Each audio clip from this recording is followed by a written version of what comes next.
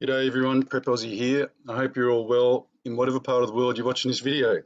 Today is Friday, the 20th of March 2020, and the time here is 9:15 Australian Eastern Standard Time. Well, folks, as promised, I have David Morgan of the Morgan Report and a financial guru, as you all know, is here. Before I get David to say hello, I have to explain to you we've had some issues with, as you can expect, trying to get everything to work here. So the volume may be down a bit. You'll have to turn it up at your end, okay? Now, here we go. Let's give it a go. David, how are you, mate? I'm doing as well as can be expected under the circumstances. Well, it's good to know, mate. And we have a lot to go through. And I'm really interested to hear your point of view on everything. Now, David is a financial guru. I am not. I'm a financial hack. I have a bit of an idea. If you don't want to listen to me, and listen to Dave's advice or predictions. So that's the main thing of this interview. So, David, where do you want to start? Well, I like to start, with the big picture. And so I think I'll start with the 2008 financial crisis.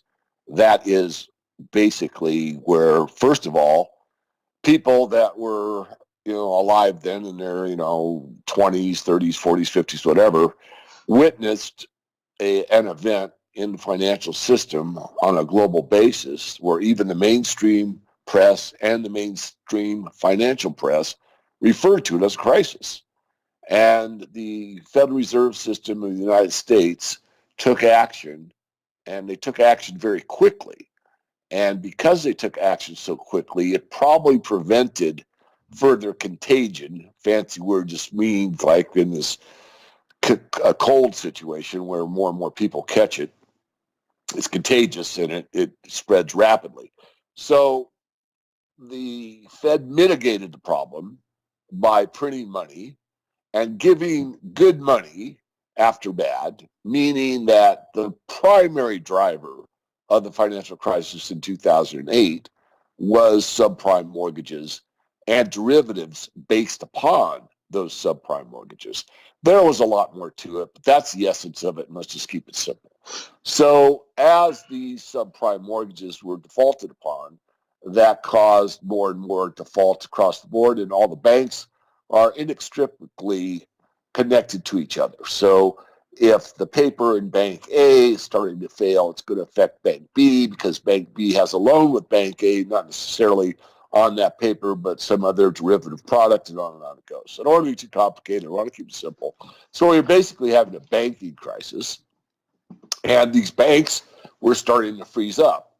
This is what Bill Holter said so many times about it's all based on credit, and if the banks don't trust each other's credit, then it stops. I mean, the music just stops. No one is going to move anything. And the terminology of the system that we're in is a banking system, a financial system. I like to use the word bank because banks are what a river flows through. And without money flowing, you have no economic activity. So the Fed bought up this crappy paper that no one else trusted, gave them the best paper in the world, meaning the Treasury bills and bonds of the United States. And they not only did it for the system in the United States, they did it to a lot of European banks that we found out later to keep them capitalized. So we were going off a cliff and we were rescued. And from that point to this, there hasn't been any substantive growth in the economy. There's been massive growth in the money supply, but there hasn't been really substantive growth in the overall economy. Yes, we've gone from an iPhone 4 to an iPhone 10 or 11. Yes, okay, fine. But that hasn't been, a breakthrough. I mean, your productivity doesn't increase, threefold because you're holding an iPhone 11 instead of an iPhone 4. And yes, there has been some innovations, and but most of it has been improvements in systems that already exist. And yes, we've got more solar now than then. And yes, we have more wind power than we had then, and on and on. I don't want to get in an argument with anybody. What I really like to state is a fact. And the fact is that we haven't really made that substantive progress growth-wise. Now, China could be the exception in that time frame. China catching the Keynesian disease, the print money and create wealth, does work for a while. And China basically took full advantage of that and built and built and built. So they'd gone in that same 10-year time frame, probably a substantive amount of real wealth, meaning new buildings, new infrastructure, high-speed trains, and all that stuff. So I don't want to paint a picture that's inaccurate, but the rest of the world pretty much was doing maybe slightly better. And now we are in a situation where I call this the financial crisis part 2. And this time it's another trust issue, just like it was in 2008, only it's not based on mortgage. It's basically based on, and I'm not sure, so I'll just be really honest here as always, that it has something to do with not only the repro market, which is usually overnight loans, now they've extended those, but it's basically primarily around interest rates and derivatives, and banks not trusting the system at large. And this is a real problem because, as I said, they're all connected. And so that, that little bank that doesn't seem to mean that much can fall and hit 2 banks that hit 4, that hit 8, that hit 16. It's an exponential function, just like this corona thing. And it means that the system could go down fairly quickly. There could be, I'm not saying would be, could be some bank closures, which there already are. There could be some bank failures. There could be some brokerage houses that go down, just like in the 2008 crisis, those Bear Stearns and Lehman Brothers. And I'm not so certain at this time that the big, mighty Federal Reserve could rescue everything. Maybe. But even they are showing undeniable evidence that they've run out of ammunition, which means they basically moved interest rates in the United States to 0 for all practical purposes. And it's done nothing so far. So there's a point where printing money doesn't work. This is what von Mises called the crack up boom. This is where people just get mailed that $1,000, but it doesn't buy you anything. Yeah. Go ahead. I was going to say, as regards to the Federal Reserve, in my opinion, compared to 2008, where they dropped interest rates, etc., and the market responded well, this time, I think you're correct. I think they dropped the interest rate and the market responded negatively. So that caught them on the hop. I think they were expecting it to rebound massively, but it hasn't done anything. You're 100% right. I mean, as I said earlier, and just adding on to what you said, Keynesian economics does work for a while. I mean, you can print wealth more or less for a while. China's a great example. But eventually, the piper has to be paid. I mean, the overall truth, as I've said on hundreds of interviews, you can't get something for nothing. And for a while, you can. I mean, you can be the Federal Reserve and you could print money privately, private bank. It's a private bank. Yeah. And that private bank loans to governments. So the governments control the people. So they're basically loaning money to your government that you, the people, have to pay back, and they're a private corporation.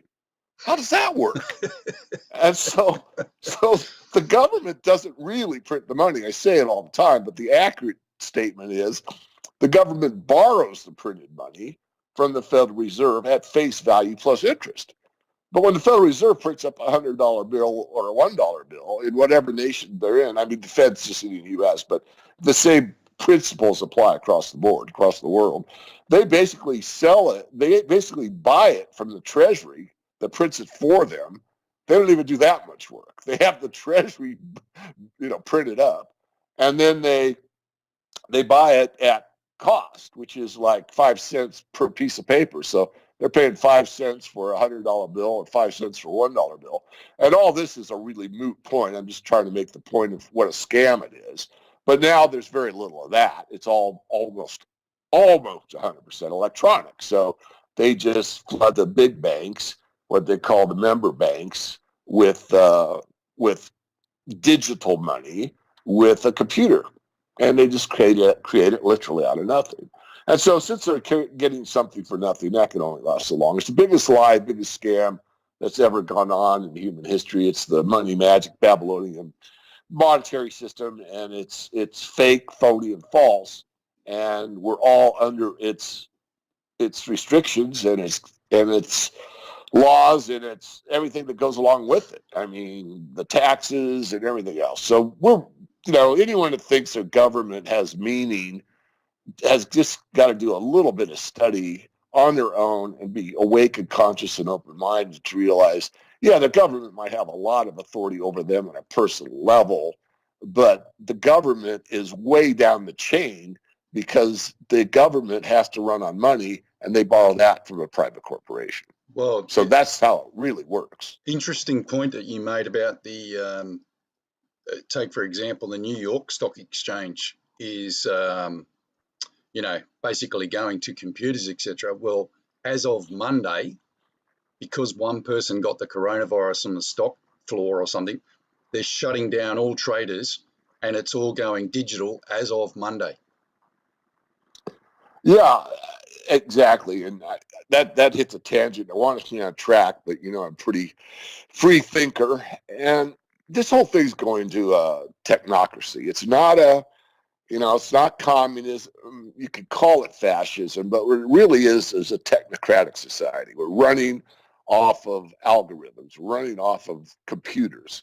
These computers run the stock exchange for the most part. They're clipping, hundredths of a penny, a thousandths of a penny per share or whatever. And it sounds like nothing, and it is very small relative to a share. But when you compound that in milliseconds times how many hours in a day times how many trillions of dollars are moved in the currency markets and the exchanges, it mounts up to some real money on a daily basis. So this whole thing is a bunch of computers basically fighting against each other. It's really becoming much more, and this is what the whole end game is, in my view, to go to a cashless system, to have it run by artificial intelligence, for everything to be connected to 5G, so that everything you think, do, and say is already going to big data.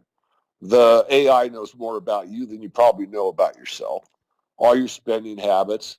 And since your refrigerator, your washing machine, your dishwasher, your garbage disposal, and toaster could all spy on you and tell the data collectors, how often you eat toast, how often you open the refrigerator, how many times you flush the toilet.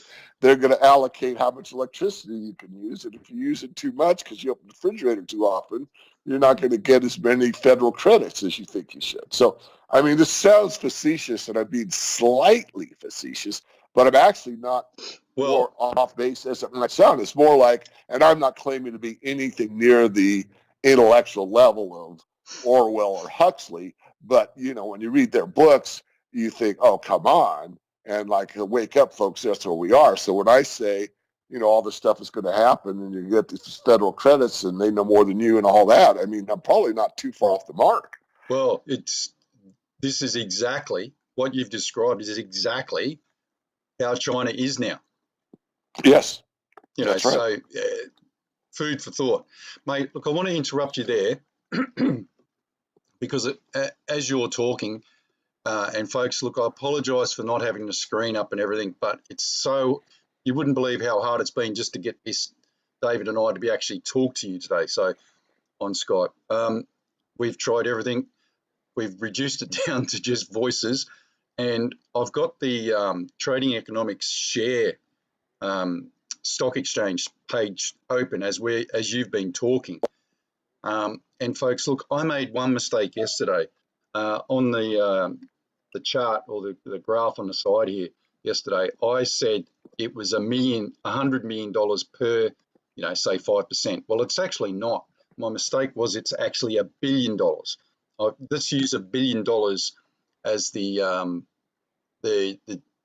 defining figure between, say, 0% and 5%, although I think it's about 1.5 between each, but we'll use $1 billion, $100 billion as the overriding figure. We're at minus 15. I go into minus 20 here in Australia. So you can imagine let's do that figure. That's 1 billion, 100 billion, 200, 300, 400, 500, 600, 700, 800. It's nearly $900 billion that's been wiped off just the Australian stock exchange at the moment. And I'll get David's thoughts on this, but the government here in Australia, the stimulus package that they offered was 700 billion. So we're 200 billion down before we've even started. And that doesn't include, I'm trying to give everyone a scope of how bad this is going to get. You can't, as David said, you're robbing Peter to pay Paul. Well, that 700 billion doesn't exist either. So we're making that up, folks. It doesn't exist. The kitty's empty. So we're putting another $700 billion on our debt so that people can get paid, etc. Now, they're bringing out another stimulus package on Saturday. That's here in Australia tomorrow, or on the weekend, Sunday. So they've got to give it another, I don't know, $700 billion. So that's we're 14 billion. What is it? What's that? 1.4 billion. Sorry, what is that? 700 and 700. So 900 trillion. Yeah. I said 900 billion is almost a trillion. 1,000 billion is a trillion. So you're almost off $1 trillion in your stock exchange right now. There you go. And I could not even tell you how big it would be in the US, because I'm clicking on the Dow Jones now so everyone can get an idea. I think it was 25% down. I'm doing the percentages here, not the figures. Yeah, it's 20%, plus 20% down, minus 20%. So it's a little bit more than that. So how, Dave, can you just, I want to talk about this just at the moment, and then we'll go into the gold, etc. Can you just explain to people just how bad this is compared to 2008? Yeah. So again, I'm going to attempt to keep it real simple. So everything has been financialized. Well, what does that mean, David? It means everything's been turned into how much money is it worth. And so let's just go to the basics. And there's debt of governments, which is called sovereign debt. And then there's debts from big companies that are usually incorporated, called corporations, and that's called corporate debt. So there's a lot of corporate zombies, and I'll explain what that is. So financialization is basically how much can you milk this phony system for your own benefit, basically. So the corporate side, we're talking like in the United States, a General Motors, Ford Motor Company, Boeing Aircraft, Sears and Roebuck, let's see, a big chain like a McDonald's, Starbucks, anything that's a corporation, but I'm naming big ones because this is where it really makes a difference. So what these entities have done, and lots of them did it, is they went and saw how low the interest rates were after 2008 and said, wow, we got a great scam here. And of course, they didn't use that in the boardroom, or maybe they did. But they said, what we need to do is we need to issue more debt because the interest rates are so low that money's cheap. Remember, interest is the cost of money. Money's a commodity like potatoes, although there isn't any money anymore. Money is like, as J.P. Morgan said, no relation, folks. But, gold is money, and everything else is credit. So anyway, they acted as if it was money. They borrowed at low interest rates, and then they bought stock of their own companies. Well, the whole stock exchange is based on earnings. So when you buy a share of stock or 100 shares or 1,000 or whatever, when you own part of that company, and you do, at least in theory, that's what's supposed to happen, you share in the earnings of that company. So if that company has 1,000 shares and you own 10 shares and it makes $1,000, it's $1 per share earnings. You have 10 shares, you've earned $10. They might retain some earnings and give you the rest. That's how it's actually supposed to work. It's far from that these days. But if you buy back your own shares, that means that there's less shares outstanding, which means the earnings look better because it's the same amount of money the company's always made over less shares. I think that's basic arithmetic. I think everyone should be with me so far. So this is what's been going on for years.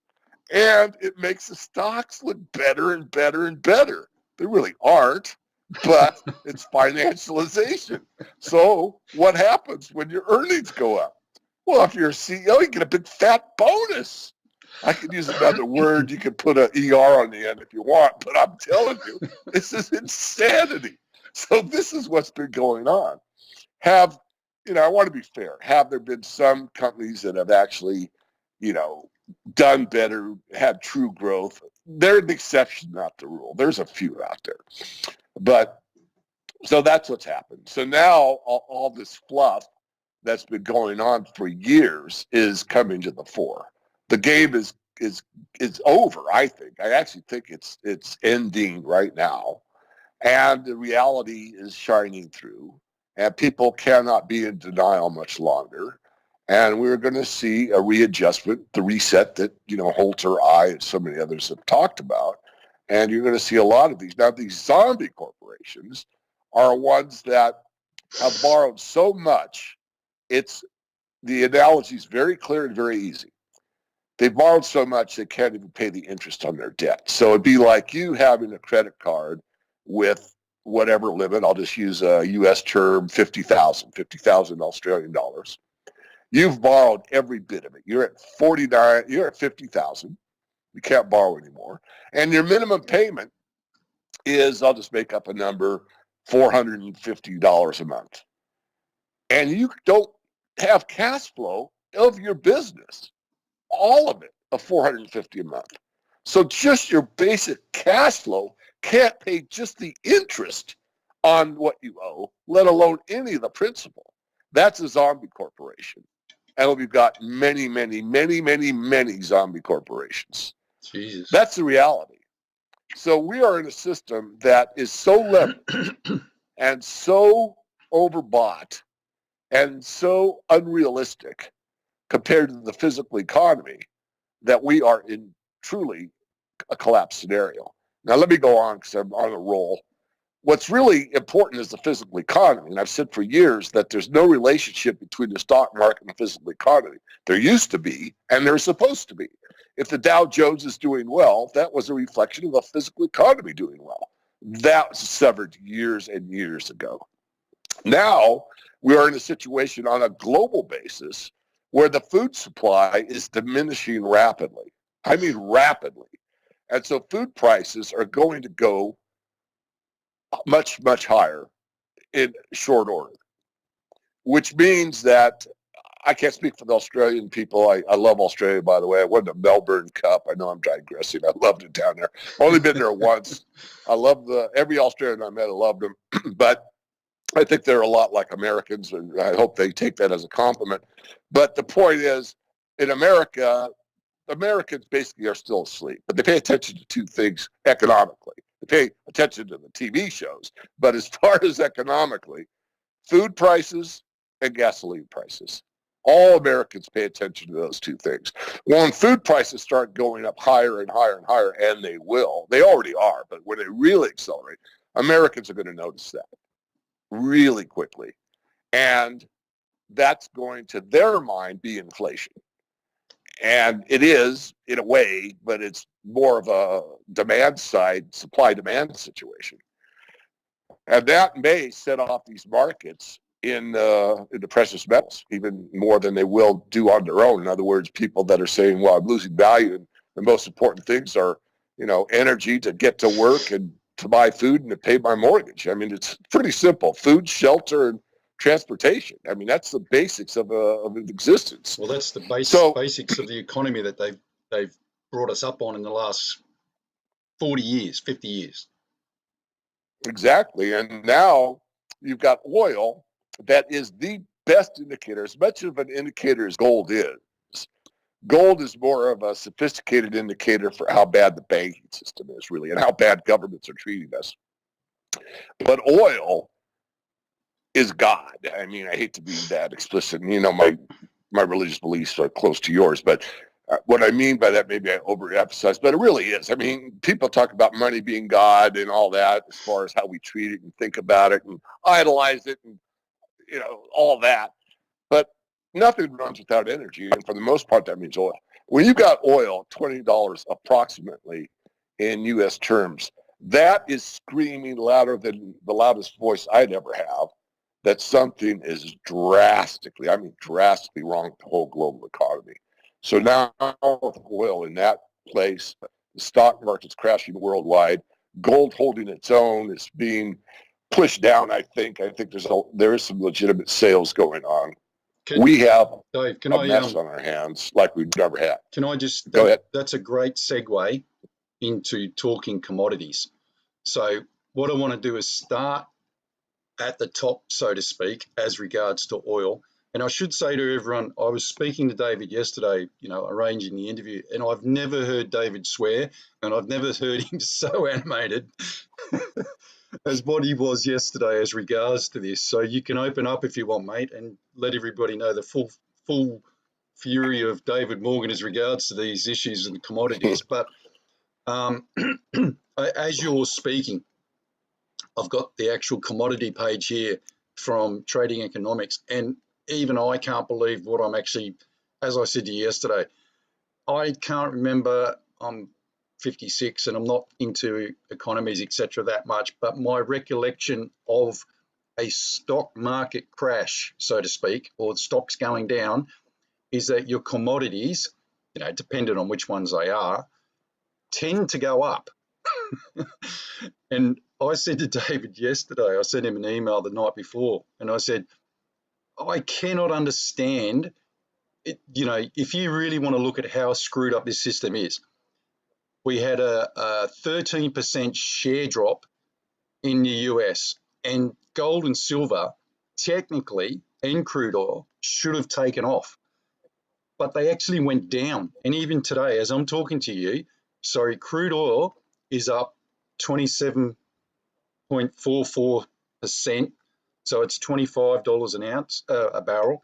And as you're saying, that even that is ridiculously low. I don't even know if it was $8 during the GFC, wasn't it, or something? And then gold and silver is down 1.57% on gold and 0.87% in silver. So having said that, I'll let you take up the reins there and just tell people explicitly what is going on here. Well, we're getting so it's the reset, and I think you know what I'm going to say now is educated guess, and I want to use the word guess. I mean, I've certainly studied the markets; it's been my passion my whole life, basically. But just because you're well studied in a topic doesn't mean your predictive capabilities are that good. Because if there's a lot of variables, it's very difficult to solve the equation. And there's so many variables because of this virus situation, how virulent it is and how many people are ultimately going to die from it and everything else. I don't know. What I do know is the reaction to the virus is so significant that in the absolute best case, we're going to have two quarters of global GDP that are basically in the toilet. So that means 6 months. I think that's an optimistic view. I'm trying to be a realist, but not a pessimist. I think a more realistic view is 3 quarters, which is 9 months. So I think it'll be 9 months before we get back to quote unquote normal, and normal will be a new normal. And a new normal will be there's a lot of businesses that are toast. They'll never come back. There are big zombie corporations that are toast. They'll never come back. The things that you take for granted a month or two ago will no longer be available. Corny example, I didn't shop when I was in Australia, only ate at restaurants, so I have no idea if this applies there. But the United States, we are so spoiled that you could buy grapes in December. Now, grapes don't grow naturally in this country during that time of the year, but they import them from South America. And you know, my colleagues will call them the inhabitants here will go into the store and think it's just normal to buy green grapes or pink grapes or, whatever. I mean, there's 6 varieties. It's insane how spoiled we are. Those days are coming to an end, or probably have come to an end. I'm not saying you're not going to be able to buy grapes, but it's an analogy for a lot of things that you think you could get, off the store shelves just won't be available anymore. Excess, yeah. So the whole commodity sector, we're shifting, and the easiest way to say it is very, very succinct. We're going from a system of things that we want to things that we need. So that's where the commodities are basically needs. The problem is that stuff that we need, like maybe we need more good public transportation. Maybe we need repairs to our infrastructure, like bridges and highways and stuff like that. Those are needs. We probably aren't going to see those because of this financialization that I spoke about earlier. Was so much of a misallocation of capital, such a waste of money, did absolutely nothing except make the rich richer. I mean, the really rich richer, not the, us. And they're out. It's done. So we're going to go to the absolutes, which will mean what's valuable. And what's valuable is real money, which would be gold and silver. I still think the metals have a place, but that you can't eat those. So you're going to see agriculture, the foodstuffs, they're going to keep increasing. Energy will come back. I'm not sure how soon or in what manner, but it will. I mean, I don't think it's going to stay at this level, but I'm not sure it's bottomed yet either. And we're going to go to much simpler lives. We are not going to have the good old days will literally be the good old days. We will be in a whole new system. It'll probably be a cashless system. It'll probably be digital. It'll probably be run by a central authority. And if it is a Bitcoin type system, as I said in last month's Morgan report, if you think that Bitcoin is the answer, you've got another thing coming. Now, I'm trying to be neutral on cryptos, and I'm involved with the silver-backed one myself. I'm not against them. I'm for free markets. I'm for competing currency, and Bitcoin could be called a competing currency. But my point is this. If you think that a government is going to come in and make Bitcoin the new coin of the realm, you got another thing coming. A government will never be subservient to some free market force. And I think Bitcoin was a CIA operation, but that's a side point. It doesn't really apply to what I'm saying. But a government or the government or a world government or the United Nations or a consortium of banks, let me restate it, a consortium of banks will come up with a digital currency that is valid. And they might not say Bitcoin is invalid, but you'd have to go through an exchange and convert it into their currency to be validated. So this is the system. This is, if you're a Bible believer, this is as clear as I could see at this point in time where you are in the system or you're not. What's the mark? Is it an invisible tattoo like, what was it, a something in time? The movie with, I forget his name, Jason, no, not Jason, the guy that's the singer. Anyway, I'm sorry. Um, you're going to have a system that you're in or you're out. You won't be able to buy or sell. You're going to be with this new, and as you said, and I think it bears repeating, Prep, because it's exactly what 600 million people in China basically already have. No cash. They do everything off their phone. And their equivalent of 7-Elevens, I don't know if they are 7-Elevens in Australia, but these are these small convenience stores that just have a bunch of junk food and, phone cards and magazines. And, they're just these little convenience stores. In China, you don't even have to have your phone. Well, I guess you have to have your phone, but your ID is you.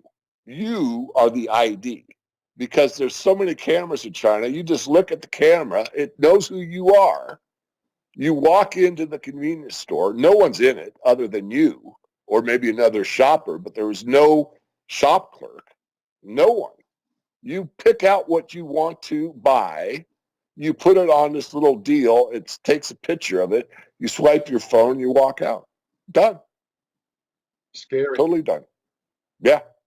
Mate, that's another good segue into the bond market. Sure. I'm not a financial guru like yourself, and I know you have a fair bit to do with the bond market as well. So, can you explain to people because the bond market is, in my opinion, an absolute mess. I think it's been ruined by whomever. And as you said, it's owned basically by the Federal Reserves. So how does it? I can't even understand how it's even working anymore. And I will say something to everyone, and David can extrapolate a bit on it. Last week, I think it was, the US Federal Reserve did a bond auction and sold nothing. Is that correct, David? Well, that's what I understand. Yeah, I have it. Yeah, Can you that's what I understand. can you Yeah, just I'll get it. explain Yeah, to yeah. how this Yeah, works and absolutely. how Yeah, bad it is for everyone? let me rip into it. So there's two kinds of bonds, really. There are corporate bonds, which you already talked about. So think about uh, these zombie corporations that have all this debt, and they've done it by selling bonds. So you own a bond for General Motors bond, Ford Motor Company, Starbucks bond, General Electric. That's a good one. General Electric Yep. bonds. So all these corporate bonds. Now, some of them are good, but most of them are basically worthless. So there's that side of the equation. The reason I want to separate it is because someone will say, well, David didn't cover corporate bonds, or he only talked about sovereign debts. I want to cover both. So those are all these zombie corps. So in the 30s, there were a few companies that were, lived within their means, actually were profitable, had strong balance sheets, and everything was paid for. They had no debt, and they stayed in business, and it was a business that was selling stuff people wanted or needed, and they did fine in the 30s. But they were highly, highly the exception. But that was a place to put your money, if you had any left, in the 30s. You could buy corporates and do well if and only if you bought those few exceptional companies. So I just want to make that clear. Probably the same thing will hold here as well. Now, sovereign debt is the biggest frickin' joke in the world. And I've explained it 100 times and not in this way. But as I say, you can't get something for nothing. But the whole bond market is based on something for nothing. When I talked about digital money being created, what's created is a bond, a sovereign bond. That's the nothing out of thin air. And that bond is supposedly, and this just irks me to my core of my being, is supposedly the most sacrosanct, secure obligation you can own. It's 10 times better than gold. No, wait a minute. It's 100 times better than gold. No, it's 1,000 times better than gold. Not corporate, but sovereign debt. Now, if that were true, you would be floating Babylonian bonds right now in Australia saying how great they are. But you're not. The only thing that's lasted for 5,000 years is gold and silver, folks. Now think about that. But these bonds, they disappear. They become what they're really worth. If they're created from nothing, they are nothing. And look, there isn't a bond trader on the planet that doesn't know what I just said. They know. They know whenever there's a lot of something, it's not very valuable. That's basic economics 101, which we hardly even have anymore. But if there's a bunch of, toothpicks, I don't know, I can just, coming off the top of my head. And, there's boxes of toothpicks everywhere you go, every store, every bathroom, every restaurant, every gas station, free toothpicks. If there's a lot of them, they're not worth anything. Well, that's the bond market. There's just so much, so much. It's not worth anything. So you get to the point you just illustrated. Well, there's so much of it. Who wants any more of it? I don't want any toothpicks. Get those things away from me. I got enough of them. I can get them anytime I want. Get them out of here. I hate looking at them. So no one wants to buy them. The only reason the bond market trades so damn much, in my view, studied, is because as it's an interest rate manipulation technique. So if interest rates go down, bond prices go up. So it's become the biggest, largest gambling casino in the world, because if you know what the interest rates are going to do, you could trade the bonds, and that's what everybody's doing. But it's the old maid. It's the biggest old maid on the planet, on the entire planet, is Folks, sovereign bonds.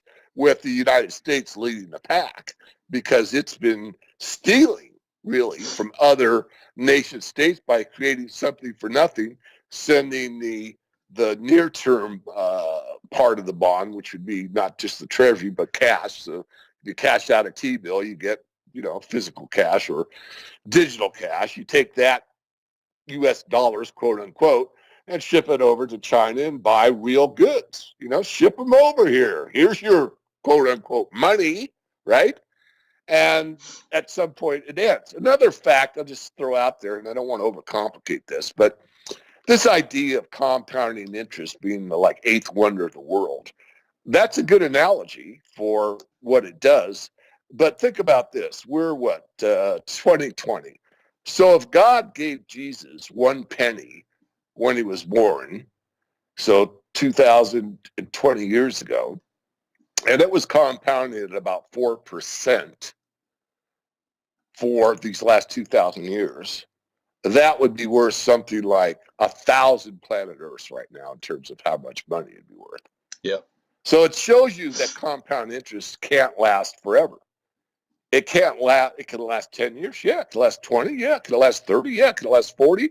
Yeah. And that's about where we are in the bond market. The bond market has been the greatest investment from a long-term perspective ever. If you bought bonds in the financial upset of 1980 and you held them, and the longest bond you could buy that I know of would be a 30-year treasury, but you just were doing great because interest rates went down from that 17, 18% that Volcker pushed interest rates to basically zero. So those bonds have doubled and doubled and doubled. And those things, in real terms, you've made a lot of money. Not only that, if you bought the 30-year, you collected like 15, 16, 17% every year. Wow. While that bond was increasing in value. I mean, it was the best thing that could ever happen to somebody if you did it. And I know a few people that actually did. I know one of my good friends at the time sold his gold and bought the long bond way back in 1980. So anyway, it's coming to an end, Prep. It's at a point now where no one wants these things. There's too many of them. It's just like that toothpick analogy. Get those things away from me. Everywhere I look, and who wants to buy them? And that's the problem. Well, and interestingly, the Fed will buy them. I don't want to scare people. Like, oh my God, David, it's the end of the world. It's near the end of the world. And I'm only laughing because I'm spiritually fit, or at least I'm feeling spiritually fit today, because there's a lot more important things in this world, people, than money. And I think we're going to have to rediscover that. And I'm not saying it's not going to be hard times ahead. I think it's going to be hard times ahead. I really, really do. But I also have a spiritual side thinking that it's going to be beneficial to a lot of us, and yours truly included. I certainly have lessons to learn still, but it's going to be a lot about our heads and our hearts and being of value to our neighbors and ourselves. And this greed thing is going to end, or can, and it just depends. I mean, there's so many variables. I don't really go into my personal beliefs too much. And you were going to say something, so let me back off and just let you have a word or two. I was just going to say to you, you might remember, I know you get a lot of emails, but I wrote to you, yourself, and Bill Holter probably about this time last year, if I remember. I think it was in the second quarter that I wrote to you both about the bonds from 2009 maturing last year. And I said to yourself and Bill, how does that all play out? Like, who do these guys actually get paid? Because the bonds that everybody bought, which is either the government, whomever it was, right, either had two options, either roll them over or get their cash. But to this day, I haven't read anything as regards to at the pit of the crisis in 2009. So you had, was it quantitative easing, 1, 2, TARP, etc. I've not read one single thing, and I don't look out for it either, to be honest. I've kept my eyes open, but anything to do with 2009 maturity of bonds, which came through last year. And really, in my opinion, it should have been front page news as to what actually happened to those bonds? Yeah, what generally happens is some roll over, but most get paid. But it's a great point, and here's the punchline: they get paid by borrowing more money. See, And you've if just you you've borrow just money, you've just answered your whole thing, really, haven't you? How yeah, ridiculous this yeah, is. It's just more and yeah, more money. yeah. It's like you going to your uncle and saying, "Hey, I'm having a tough time. I need to borrow $5,000. It's going to tide me over. I got 2 jobs. Everything's fine. So he gives you 5,000, and then it's like, oh, something. I didn't get the job. I need to borrow. Well, if your uncle could create infinite money, you just keep going to him. So now you've borrowed 500,000, and he says, no problem. How much do you need this time? Oh, I need $1 million. Okay, no problem. Well, I leveraged that. I blew it in the casino. I need more money. How much you need this time? 10 million. Okay. Well, I bought a yacht in sake. I need more money. How much you need this time? I need 100 million. Well, okay, fine. I bought 2 personal jets and I crashed them. I need more money. How much do you need? Oh, I need a 500 billion. Okay.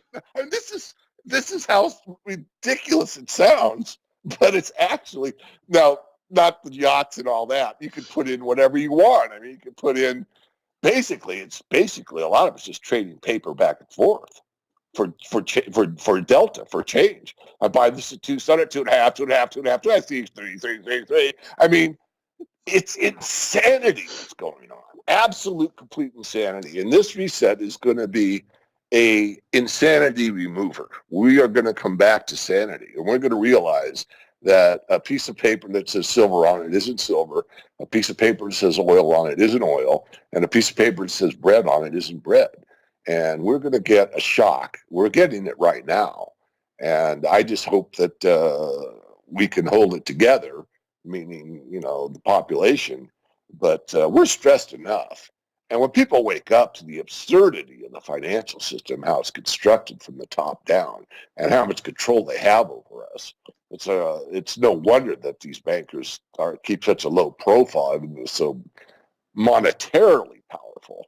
Well, mate, I think they're, yeah. my I'll try and wrap this a little bit up here. But my dad, 84 years old, yesterday or the day before, and I was speaking to him, and I was saying, look, things are getting bad.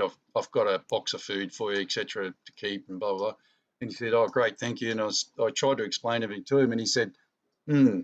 He said, "So basically, everything's going to go back to normal." Wow.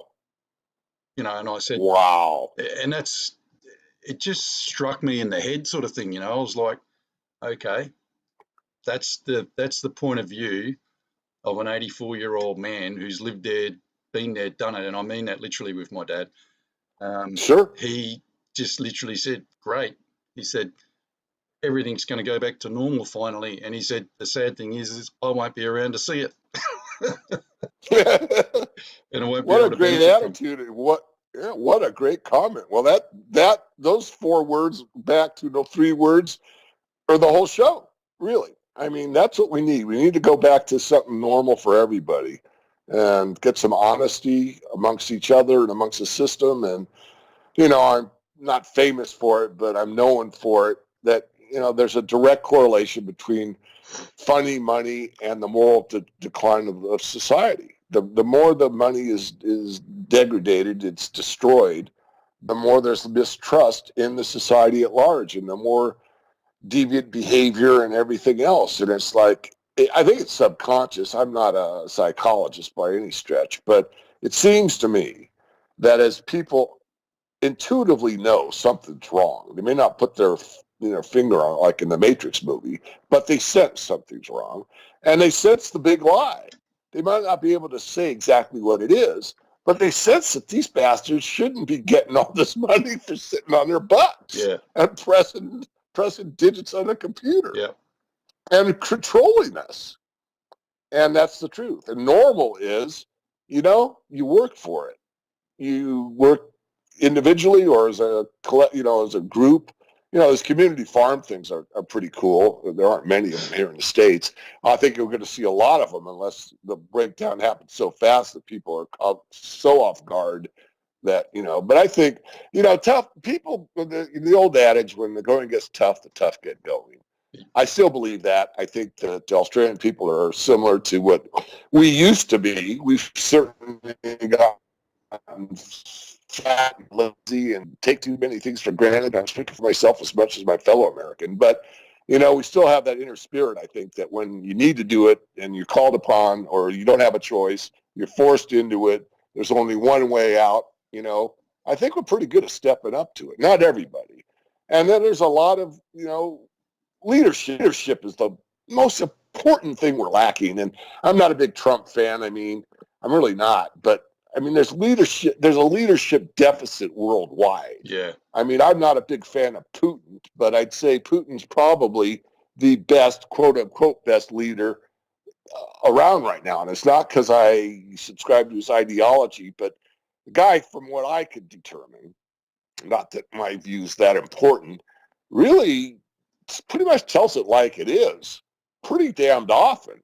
And that alone is refreshing. I admire people that have conviction. I have people that I don't know that are very convicted about something, and they have a totally different view of something than I do. But I still admire the hell out of them because they have conviction. And they put their guts on the line, and they put their money where their mouth is, et cetera, et cetera. And that's so rare now. Yeah. Everything is by committee, and when your prime minister says something, he's getting told what to say by some banker. I mean, it's ridiculous what these people do to us. And some of these people actually think these people are worth something. They're worth nothing. They're worth zero. They're worth about as much as the bond market in reality. Well, mate, look, that brings me, or brings us, to the final couple of things that we need to say here, which is, and before I say that, I just want to show you, I'm showing everybody a screen here of the Australian Stock Exchange over the last 25 years. We are now less than 1,000 points, or just over 1,000 points, to the 2009 crash level. Wow. In the stock market. So we've got less than, just over 1,000 points, say 1,400, I think it is.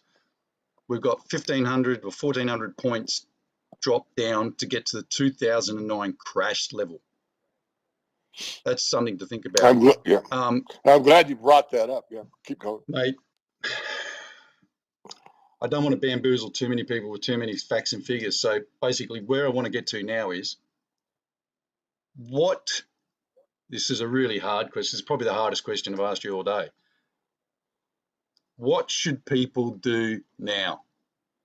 Apart, obviously, the obvious answer is, food, water, etc. How do people move now to secure themselves financially? Financially? Oh, look, is that the right term? How do they secure themselves to come out of this, if any of us come out of this at all? You know what I mean? This is going to be biblical, as we all know, and as we've been predicting for the last 2 to 3 years. So what is the answer here, David? Because, look, is it going to be Mad Max? I don't know.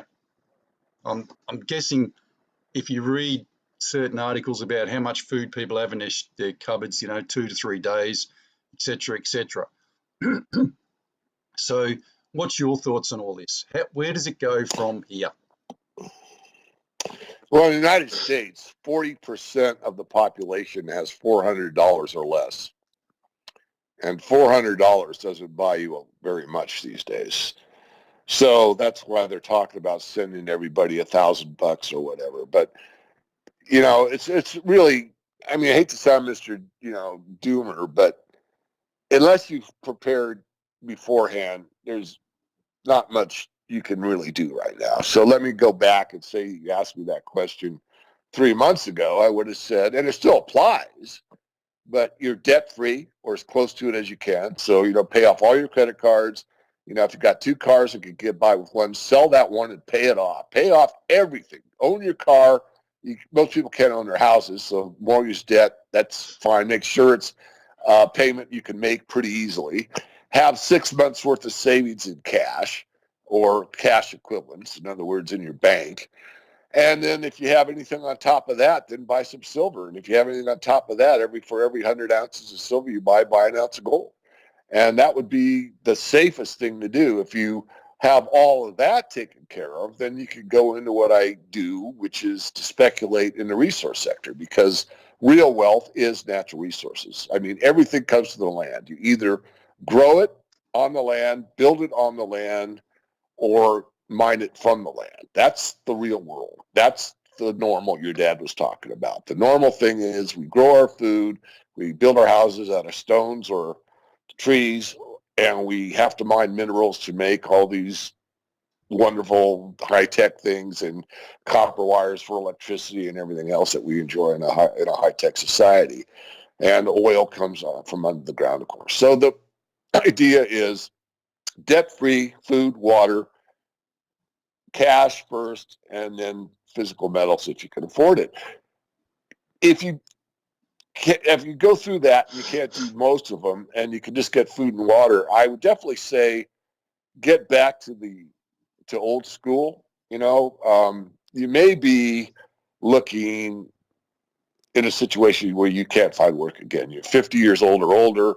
You lost your job. That bar you worked at that you were making, some pretty good extra money and life is pretty good. It's closed down. It's not coming back up.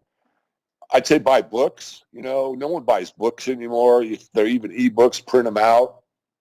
Try to find something that you really like and can be of service to others. That's the maximum. If you can find something you like, I would say, for an example, something that I'm going to try this year is medicinal herbs. I think that we can't rely on big pharma. I'm not a big fan of the medical system as it's structured here. And I do believe that God gave us a plant for almost any ailment that we have. So I'm going to go out to my greenhouse this year and I'm going to try my best, and I'll fail at some of it, and I might succeed at some of it, to grow some medicinal herbs. So herbs that help for a cold or a fever or a wound or any of that type of stuff. So that's just a little side hobby that I'm going to experiment with. But that's just an idea. There's hundreds or thousands of those. But you want to be useful to yourself and useful to others and think outside the box. Do not give up. Do not say I'm too old. Do not say I can't do it. Just know that we have all kinds of resources in ourselves, in our heart of hearts, outward, that we can accomplish a lot. It's painful, especially when you give yourself a negative idea that, oh, I'm too old or they're not fit enough or, oh, I should be retired. Look, the world's changed. And that means we have to change. We have to adapt. And people actually can adapt pretty quickly. You just have to have a good mindset and a follow through. Yeah. And it can be real simple. This herb thing I'm talking about, you think I'm going to go out there and spend the next 16 hours putting this herb thing in my greenhouse? Oh, no. I'm going to go out there and I'll probably get the table constructed in an hour and say, okay, that's enough work for one day, but that's where it is. And the next day I'll cut up the egg crates, and the next day I'll put the soil in it, and then I'll start reading the book about, okay, now how much does this one need? Do I have to put a heat lamp on it? But I'll get there. The point is I'm going to bite it off into chewable pieces and do a little bit each day, and, I'll fail at some of it, succeed at some of it, and that's that. So I just want to encourage everybody. It's the end of the world as we know it, but it's not the end of the world. And in my view, Good point. we need a good shaking out in a way.